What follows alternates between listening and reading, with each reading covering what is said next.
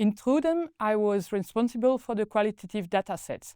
That is, we realize interviews with political leaders, policymakers, and civil society actors. That is more than 300 of them. And we realize as well focus group with citizens. So the interviews are in 10 countries, focus groups are in 6 countries, and citizens from different backgrounds.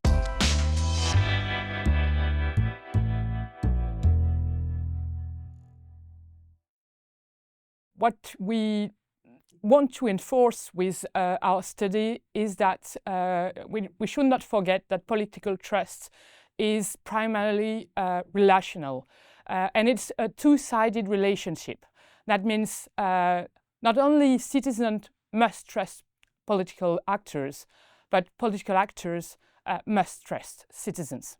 For political trust to exist, there must be a mutual agreement between political actors and citizens on what is good governance, good democratic governance, good citizens, and good politicians. What are the qualities needed for good citizens and good politicians? What are the norms they must follow? There must be mutual agreement on that. If citizens believe political actors must be first ethic keepers, but political actors believe there must be, above all, problem solver. Even if they are the best problem solver that you could have, it might not nurture trust because it's not what citizens want from them. That's what we have to investigate. Where are the misfits between citizens' perception and expectation and political actors' perception and expectation on what are good qualities for authorities, good norm for trustworthy institutions, and what are their perception and expectation of what is good democratic governance. That's what we are aiming at in the qualitative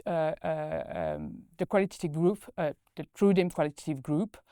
We're aiming at mapping all these misfits in order to better understand political trust.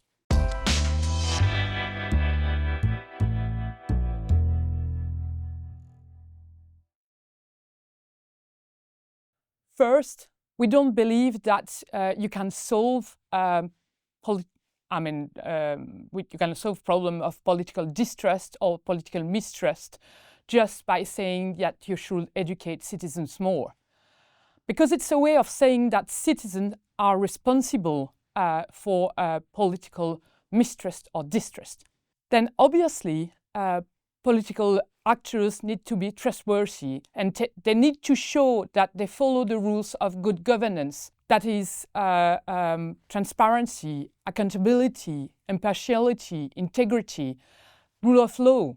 Political leaders need as well to reinforce political efficacy. And they can do that by different ways. And it depends on the model of representative they believe they embodies. They need to believe citizens are good citizens. That is, not only people who should vote, but people who are partner in a relationship. And you should, in order for these people to, in order for political elites to believe citizens that are partner, they must try to understand how citizens reason, how they see the political system, how they understand how they build their political judgments. Media play a big role in denouncing corruption. But if they are just messing about, what went wrong and not just trying to explain the structural factors which lead to generalized corruption. I'm not just talking about an individual, but when corruption is a structural function of the political system as a whole, if they don't explain that, there may be good whistleblowers in the political system, but they are not the good watchdog they think they are. CSO are essentials as well, as mediator on certain claims, on certain issues that political have had heard. But if they want to do this, I mean, if they want to play this role efficiently, then they must believe they are not the voice of the people, but that citizens express themselves through them, but not only through them. So that will be all our recommendation as for now, as we've been analyzing part of our data, but much more is to come.